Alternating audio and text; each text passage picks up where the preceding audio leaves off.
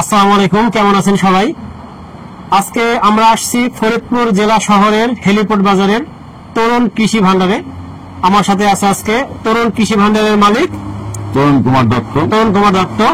প্রিয় দর্শক, আমরা সবাই জানি যে বাংলাদেশে কিন্তু বর্তমানে পেঁয়াজের যে একটা বিস্ফোরণ ঘটছে বা পেঁয়াজের একটা আলোড়ন সৃষ্টি হয়েছে, বিশেষ করে পেঁয়াজ চাষে মানুষের মধ্যে একটা ব্যাপকভাবে আলোড়ন সৃষ্টি করছে। সেটা একটা নির্দিষ্ট কোম্পানির হাত ধরে বা নির্দিষ্ট একটা বীজের হাত ধরে, সেটা হচ্ছে কিন্তু লাল তীর। তা আজকে আমরা আলোচনা করব যে এই লাল তীরের বিভিন্ন ভ্যারাইটি ক্যাটাগরি এবং লাল তীর আসলে কেন এত গুরুত্বপূর্ণ আমাদের বাংলাদেশে পেঁয়াজের ক্ষেত্রে। তাহলে আমাদেরকে একটু ডিটেলসে বলেন আসলে বিষয়টা কি। আসলে আপনি জিনিসটা বলে ফেলেছেন আগেই। আসলে লাল তীর আব্দুল আমাদের আধুনিক এই পেঁয়াজ চাষ যেটা বলি, বা এই আধুনিক যে পেঁয়াজের ফলনের অধিক ফলনের যে পেঁয়াজের জাতগুলো লাল তীরের হাত ধরে আসছে, এতে কোন রকম সন্দেহ করার কিছু নাই। লাল তীরের মাধ্যমে আমরা যেমন আগে যে পেঁয়াজগুলোকে চাষ করতাম কায়পুরি বা ফরিদপুরে এই জাতীয় পেঁয়াজ, তার থেকে বাইরে আসে ইয়েটা যেটা করছে সেটা লাল তীর বলা হয়। লাল তীরের সেই জাতটা ছিল যদি পূর্বের থেকে বলে, সেটা ছিল গুলশান 71 নামে একটা জাত ছিল লাল তীরে, যেটা তাহিরপুরের আধুনিক জাত, উচ্চ মানের জাত, যেটা পরবর্তীতে লাল তীর 20 নামে প্রচার করছে, যেটা এখন তারা প্রায় বাদ দেওয়ার পথে। তারপরে তারা একটা যুগান্তকারী পেঁয়াজ আনলো, যেটা হলো লাল তীর কিং। যেমন আমাদের এই অধিক ফলনের জাতগুলো শুরু লাল তীর কিং দিয়ে, বুঝছেন, এটা দিয়ে শুরু করলো তারা। এবং এখানে এখন পর্যন্ত এরা একেবারে জনপ্রিয়তার সাথে এটাকে বাজারজাত করতেছে। তার মানে কি আমরা বলতে পারি যে বাংলাদেশে সমস্ত কিং এর মা হচ্ছে লাল তীর কিং? আচ্ছা, লাল তীর দিয়ে কিং এর জন্ম, এই পলি করে যেটা বলে লাল তীর কিং দিয়ে শুরু। আচ্ছা, এরা এখনো শীর্ষে আছে এবং এখনো সর্বাধিক ফলনের জাতগুলোর মধ্যে একটা। আচ্ছা, তারপরে এর চেয়ে কিছু অধিক ফলন চলে আসছে, সেগুলো বলবো লাল তীরের হাত দিয়ে আসছে। যেমন আপনার এই আমাদের লাল তীরের একটা বীজ আনছে অধিক ফলনের জাত, হাইব্রিড জাত, যেটা আপনার BGS 403, বুঝছেন, 403 এই জাতটা লাল তীরের হাত দিলে। আপনার নেদারল্যান্ডের একটা জাত, নেদারল্যান্ডের একটা কোম্পানি বিজো নাম করে একটা কোম্পানি আছে, তাদের জাত লাল তীর বাজারজাত করতেছে। এটাও একটা প্রচুর ফলনের জাত, প্রায় শতকে 4 মণের অধিক ফলন, 4 মণের অধিক ফলন হয়। আর আপনার সারা বছর ঘরে রাখা যায় না, কিন্তু এখানে একটা ব্যাপার আছে, যারা 3-4 মাস ঘরে রেখে বিক্রি করতে চায় তাদের জন্য এই জাতটা খুব ভালো একটা জাত। আর সর্বশেষে লাল তীরের যে জাতটা আসছে এবং যেটা নিয়ে আমাদের বাংলাদেশে একটা ব্যাপক হইচই শুরু হয়েছে, ব্যাপক আলোচনা বা সমালোচনা অনেক কিছু হইতেছে এটা নিয়ে, সেটা হলো লাল তীর হাইব্রিড, যেটা আমরা এই সবে 2-1 দিন ধরে আমরা হাতে পাইছি। কিন্তু এটার সমস্যা হয়েছে, এটার বীজ খুব কম, আবার দাম অধিক। অধিক এতই অধিক যেটা আসলে আমরাও নিজেরা মানিয়ে নিতে পারিনি যে এই বীজটার দাম এত অধিক হল কেন। কিন্তু এর পিছনে যুক্তি আছে, যুক্তি আছে। সেটা হলো এটা উৎপাদন হয় হলো আমেরিকা, যদি লাল তীর এটা আমেরিকাতে করে, কিংটাও, কিন্তু এটা উৎপাদন করে আমেরিকাতে। গতবার ওদের যেখানে উৎপাদনে দিয়েছিল আমেরিকাতে, সেখানে আপনার একটা সমস্যা হয়েছে, সেখানে পরিবেশের কারণে, জানি না, হয়তো যে আগুন ফাগুন লাগছে ওই যে নিউ ইয়র্ক এলাকাতে, ক্যালিফোর্নিয়া কোথায় পরে জানি না, তবে ওই আগুনের কারণে হইতে পারে বা প্রাকৃতিক কোনো সমস্যার কারণে আপনার ওদের যে প্রোডাকশন দিয়েছিল, যেই পরিমাণ প্রোডাকশন দিয়েছিল সেই পরিমাণ প্রোডাকশন বীজটা হয় নাই। হয় না, যেমন আমরা যতটুকু জানতে পারছি কোম্পানির সাথে আমরা আলোচনা করে, যে প্রোডাকশন ছিল প্রায় 12 টন বীজ, ওরা প্রোডাকশন দিয়েছিল হবে এইভাবে করে। কিন্তু সেখানে পরবর্তীতে দেখা গেল প্রোডাকশন সম্ভবত 1 থেকে 1.5 টন বা কাছাকাছি হবে, 1.5 টনের কাছাকাছি প্রোডাকশন হয়েছে। 12 টনের বীজ প্রোডাকশন একটা খরচ আছে, বুঝছেন, খরচ আছে, বিশাল খরচ, প্রোডাকশন খরচটা। সেখানে সেই 12 টনের খরচটা করছে, প্রোডাকশন হচ্ছে 1.5 টন, যার কারণে কোম্পানি হলে খরচ হয়ে গেছে আগেই, সেটা লস দেবে না, সেই জন্য বাধ্যতার দাম বাড়াইতেছে। তাই আমি এই জন্যই বলবো যে অনেকে সমালোচনা করে, যেটা বললাম যে সমালোচনা তো ওই কারণে যে দামটা বেশি কেন।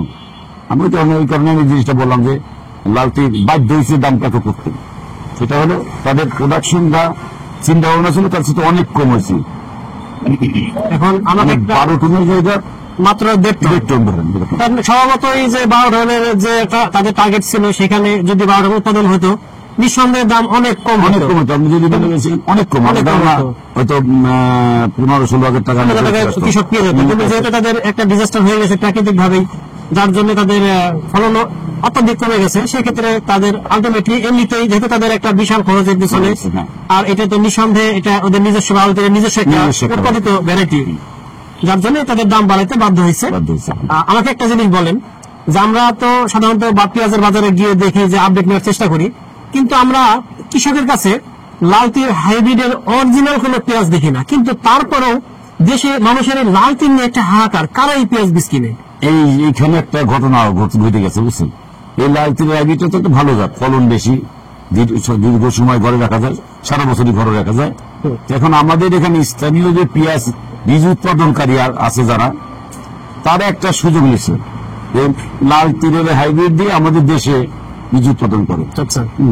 এবং সেই বীজটার দাম যথেষ্ট ভালো দাম। যেমন আপনার এই কিং দিয়ে বীজ উৎপাদন করে, সেই বীজটার দাম বর্তমান দাম যদি বলি, মনে করেন 2,000 টাকা বিক্রি হতেছে কেজি, বা 2,500 টাকা, 2,000-2,500 টাকা লাল তীরের কিং দিয়ে উৎপাদিত পেঁয়াজের বীজের থেকে 20 টাকা বীজটা আমাদের দেশে ইউজ করা গেল। সেখানে লাল তীরের এই হাইব্রিড দিয়ে যে বীজটা উৎপাদন করে এখানে বাংলাদেশে, তারা সেই বীজটা বিক্রি করতেছে 4,500-5,000, কোথাও কোথাও শুনছি কৃষকের নাকি 6,000-7,000-8,000 বিক্রি করছে। এটা কোনো শোনা গল্প। আচ্ছা। 4,500-5,000 অ্যাভেলেবেল বিক্রি হতেছে, বুঝছেন। আপনি যদি বলেন, আমি তার দু একটা উদাহরণ আমি দেখাই তো মানুষ বুঝবে। যেমন মনে মালটা, হ্যাঁ, এই বীজটা মূলত এর দিয়ে করা, এখানে বিক্রি হচ্ছে 4,500, 5,000, 5,500 টাকা।